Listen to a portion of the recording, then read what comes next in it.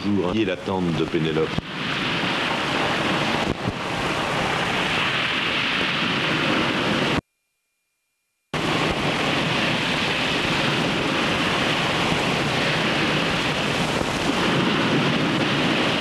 Et puis, l'odeur du poisson qui monte de ces marchés en plein air, dont on se demande s'ils n'ont pas été créés exprès pour les touristes en quête d'iode et de pittoresque. C'est l'image de n'importe lequel de nos petits ports de pêche.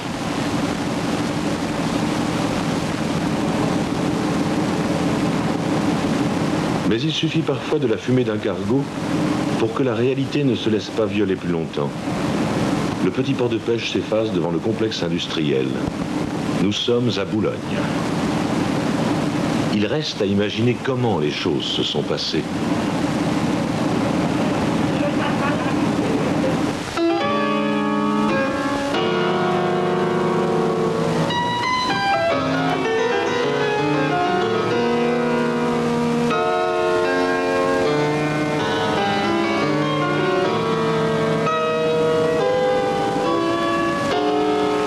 Une vieille ville corsetée de remparts, un château comtal et un beffroi témoignent de ce qu'était Boulogne au Moyen-Âge.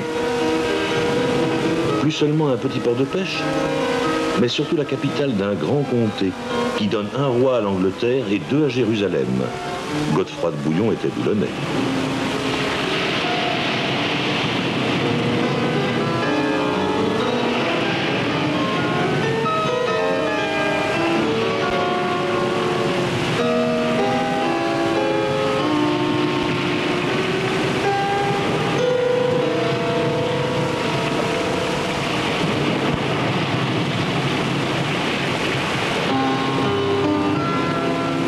Tout a commencé avec la conquête romaine. Boulogne est considérée comme une base stratégique importante. Ce fut la première époque de prospérité. La seconde commence à la fin du grand siècle, à la signature par Louis XIV de la plus célèbre ordonnance maritime qui réglemente pêche et commerce du poisson.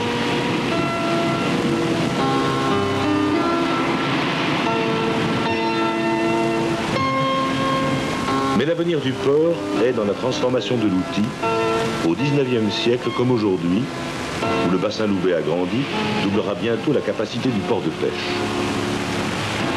C'est au XIXe siècle aussi que s'amorce la vocation de Boulogne comme grand port de commerce. Le ferro-manganèse est l'un des éléments premiers de cette activité.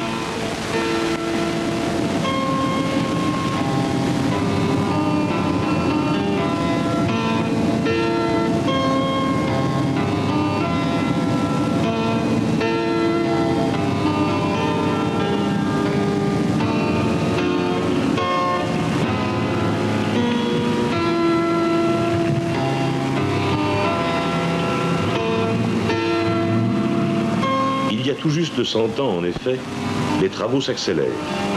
On construit la digue Carnot, les jetées sont transformées, les profondeurs du bassin sont accrues, les quais en charpente sont remplacés par des ouvrages de maçonnerie. Abrité entre la pointe du Portel et les collines du nord-ouest, le port trouve sa vraie dimension.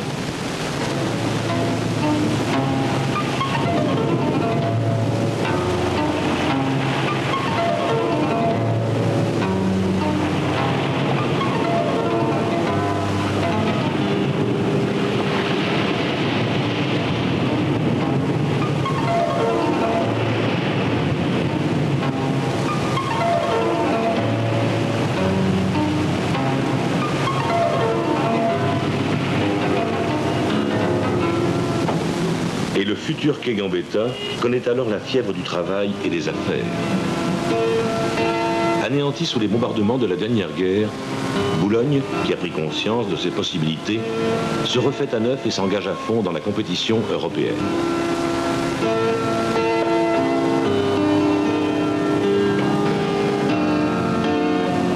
Premier port de pêche du marché commun, Boulogne se classe par son trafic commercial au 2e rang après Dunkerque des ports de la Manche.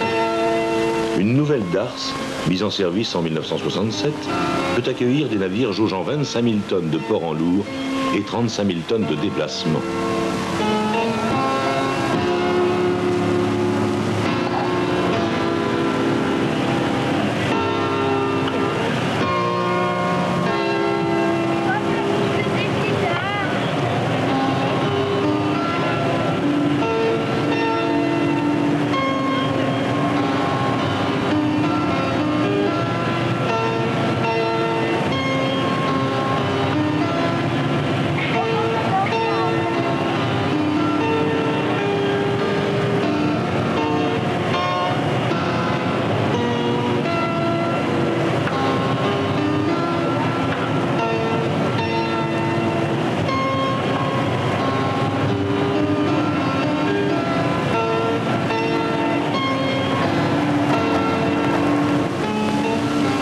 Puis, en assurant chaque année le transit d'1 million de personnes et de 200 000 voitures, Boulogne est aussi devenu le 2e port français de voyageurs. Il faut 90 minutes pour aller de Boulogne en Angleterre par bateau et à peine une demi-heure par aéroglisseur.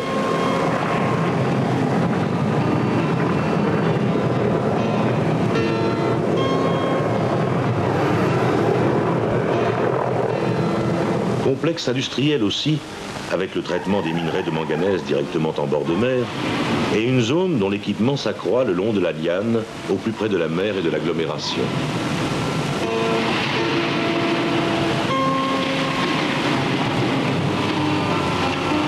Cependant, le cœur des Boulonnais continue à battre au rythme de la mer, qui fut leur première source de richesse. Les quais vides de chalutiers témoignent de ce travail quotidien des hommes. Mais c'est le poisson débarqué qui mesure la vie boulonnaise. C'est ici, curieusement mêlé, le domaine de la tradition, parfois anachronique, et des audaces techniques, souvent ignorées.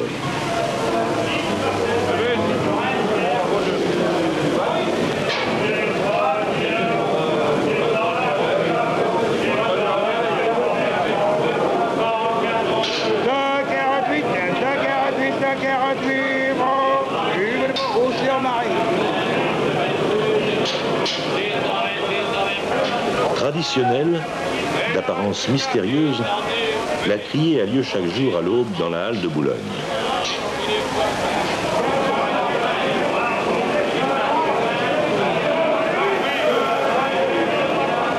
Le poisson n'y figure que sur des tableaux, mais à quelques mètres sur les quais de déchargement, les lots sont là, par espèce et quantité, et qualité sévèrement contrôlée.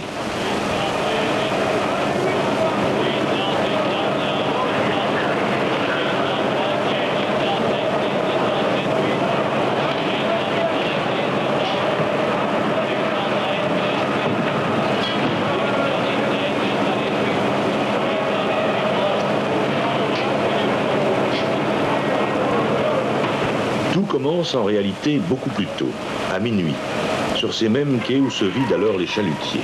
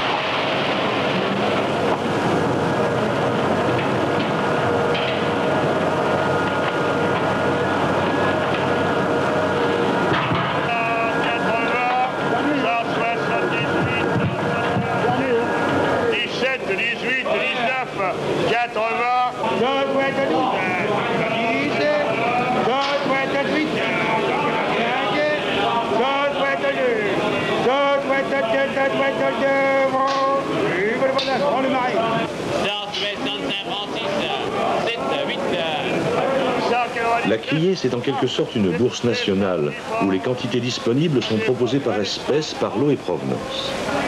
Le prix est déterminé par la loi de l'offre et de la demande.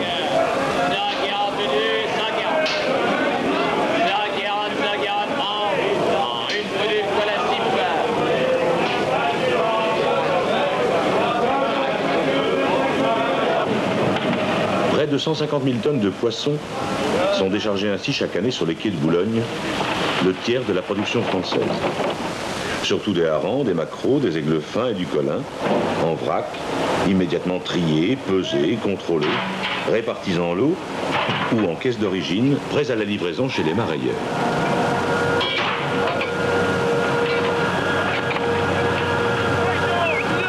L'artisan de ces multiples travaux essentiellement nocturnes, c'est le docker, qui prend possession du chalutier et du quai chaque soir à minuit.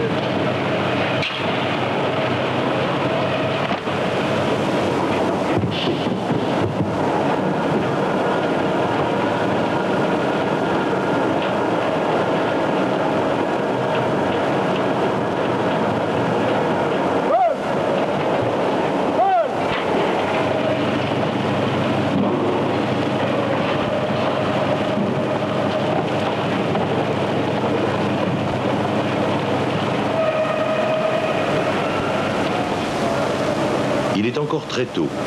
Pourtant, la course contre le temps est déjà commencée.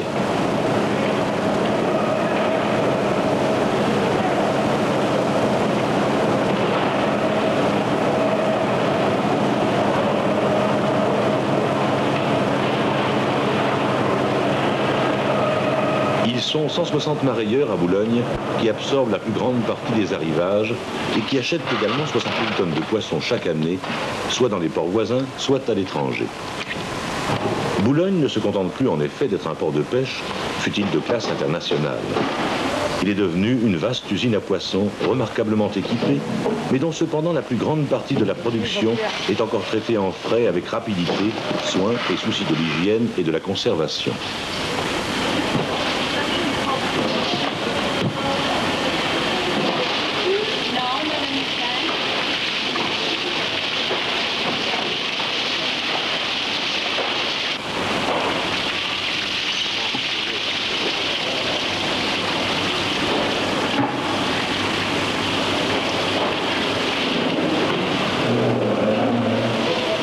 Le train ou le camion isotherme attend les caisses ou les emballages en polystyrène expansé de plus en plus nombreux.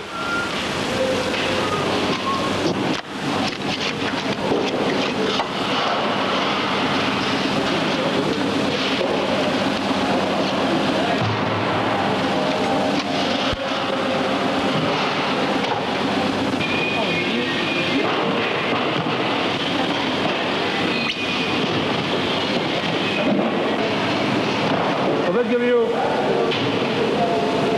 6-5. Ça va. Tiens Marcel, 2 fois 3 en grise.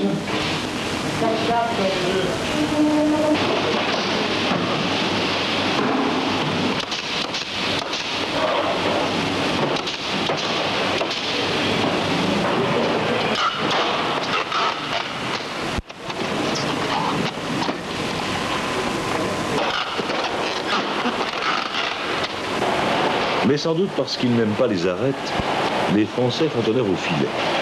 C'est une technique qui a pris un essor considérable au cours de ces dernières années. À Boulogne, le tiers de la production est commercialisé sous cette forme.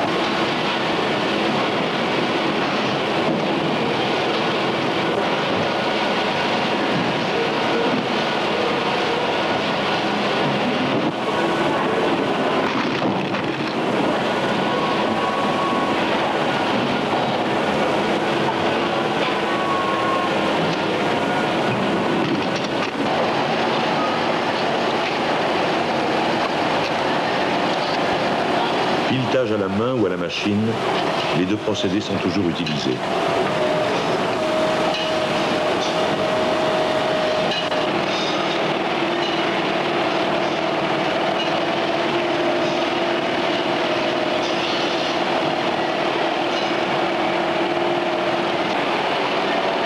Le hareng salé vendu en baril a fait son temps. Il appartient à la légende. Mais la saumure plus ou moins forte entre toujours dans la fabrication des sorts, bouffons, keepers et filets, là aussi de plus en plus demandés.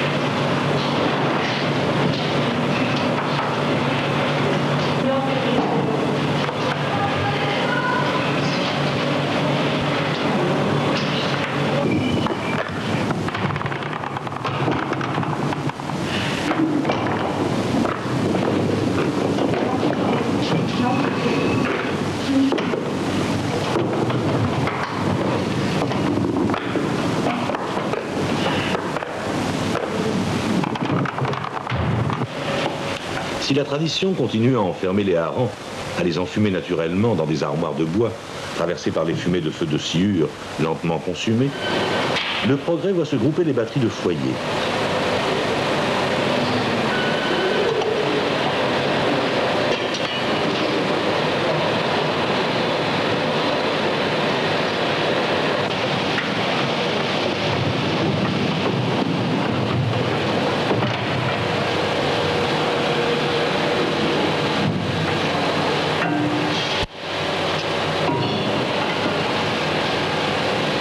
Les souffleries répartissent et réchauffent les fumées dans des armoires métalliques à hublots dignes de la science-fiction.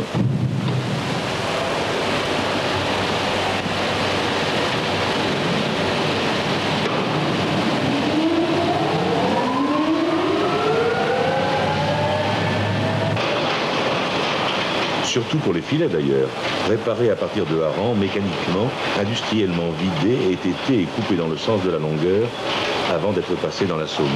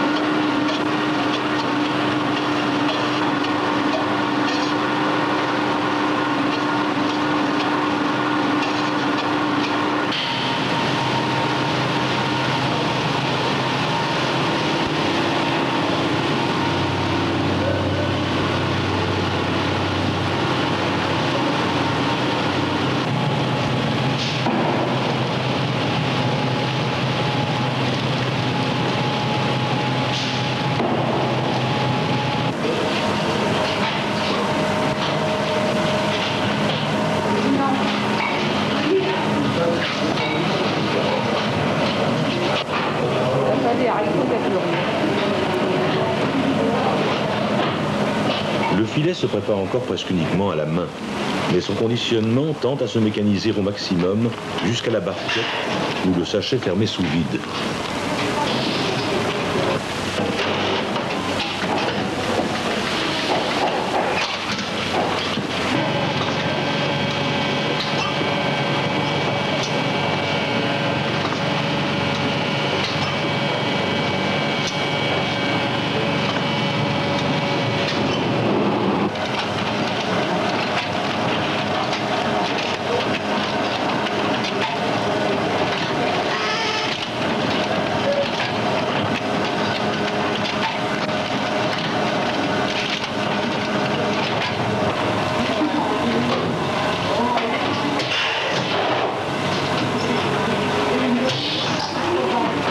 Avec la cuisson en autoclave, nous entrons dans le domaine de la conserve.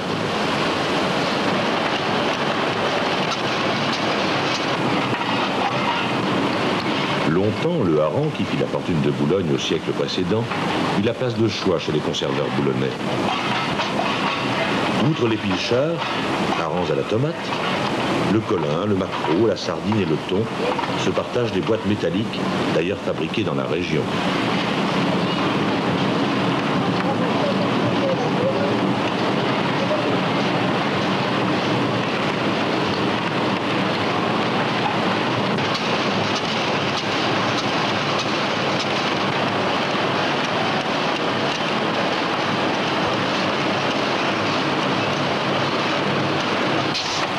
Ici, le contenu est plus solide que le contenant, simple boîte en carton.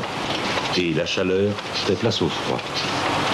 C'est le domaine du poisson surgelé, une production dont on prévoit qu'elle augmentera rapidement dans les années à venir.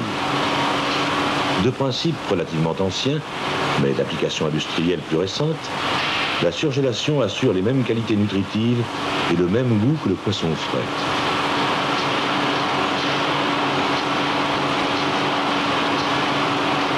Le poisson surgelé se consomme soit en l'état, soit plus souvent sous forme de filets compressés et surgelés en plaques pour servir, entre autres, à la fabrication des croquettes de poisson pané.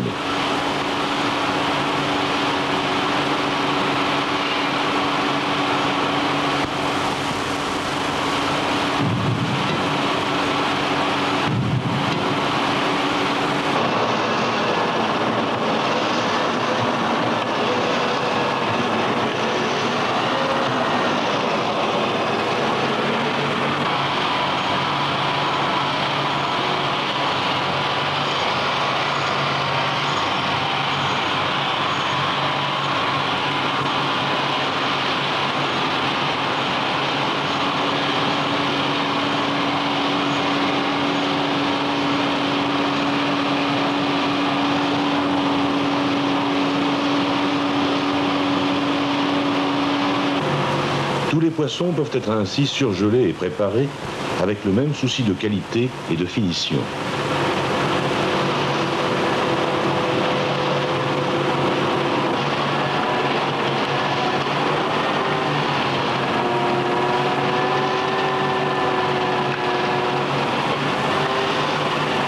Mais pour le thon, le pied à coulisses et la scie à ruban laissent la place à la tronçonneuse.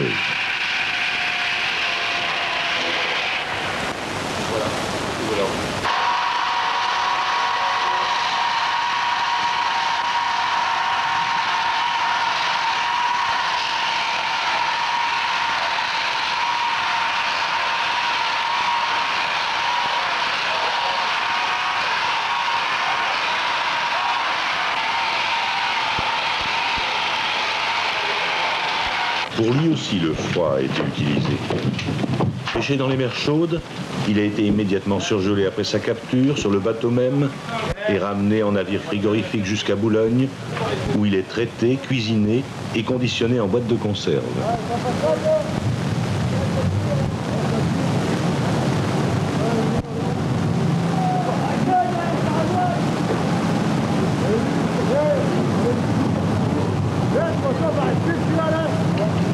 Après l'eau, la terre, l'air et le feu, le froid devient le 5e élément de la nature contemporaine, conservateur et peut-être sauveur. À Boulogne, le froid s'est installé dans la plupart des usines de traitement. Mais ici, par exemple, une seule centrale alimente 3 entreprises qui travaillent pour les entrepôts, la surgélation, les mareyeurs.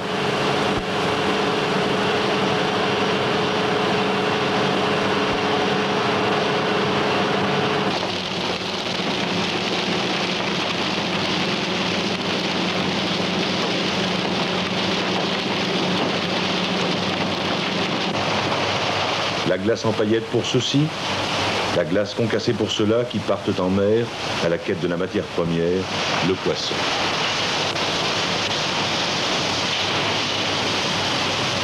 Car toute cette industrie n'existerait pas sans le pêcheur. Mais évidemment fini ou presque, l'époque héroïque de la ligne. Le chalut a pris depuis longtemps la relève.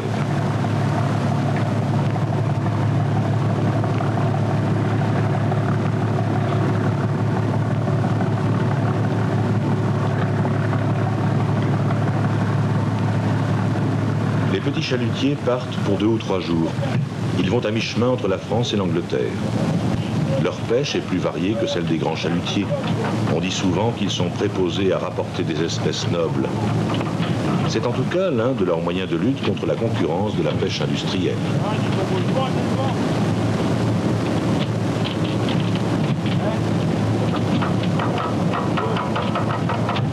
À bord, malgré le perfectionnement technique, la vie des marins reste difficile.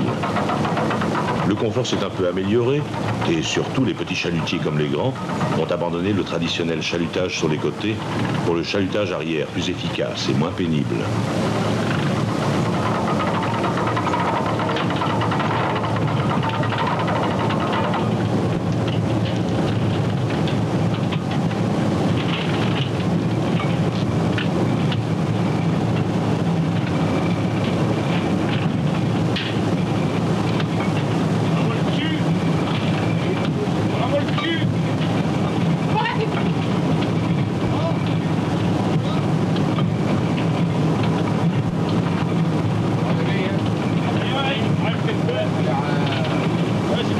Mais, comme au temps des anciens, les marins restent exposés aux dangers de la mer, aux incidents, aux intempéries qui compromettent parfois le résultat d'une pêche ou qui endommagent le bateau.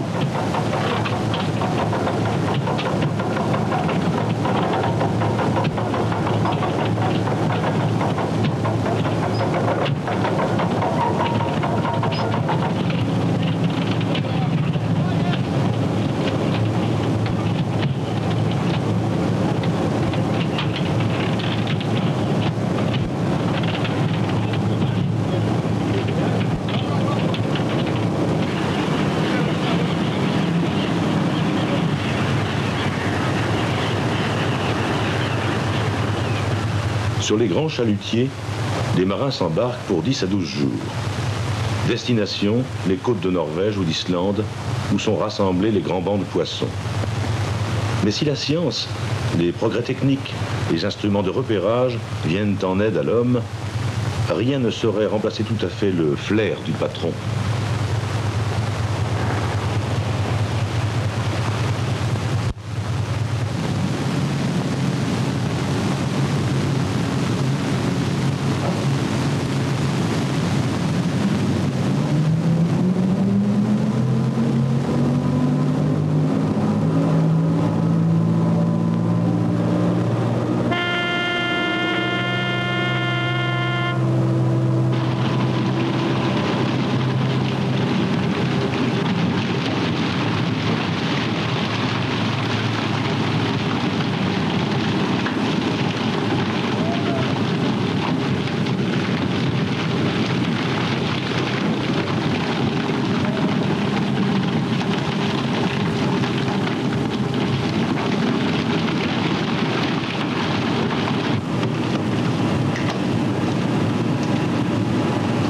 La vie des marins, qui sont une vingtaine, se partage entre la pêche proprement dite et le nettoyage et la préparation du poisson.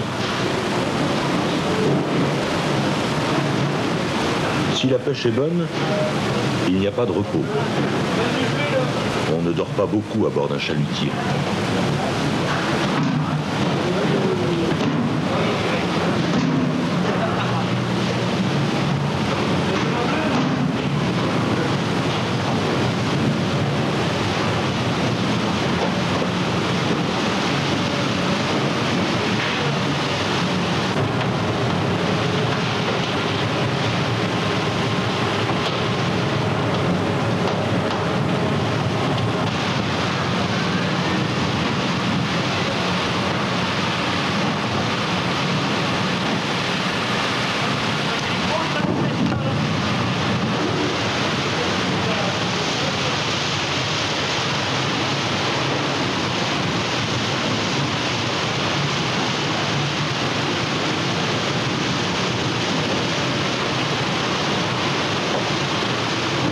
Mais l'air frais du pont, les derniers instants avant la remontée du chalut, le trait enfin, réveille les hommes et les réjouit parfois, malgré la fatigue à venir.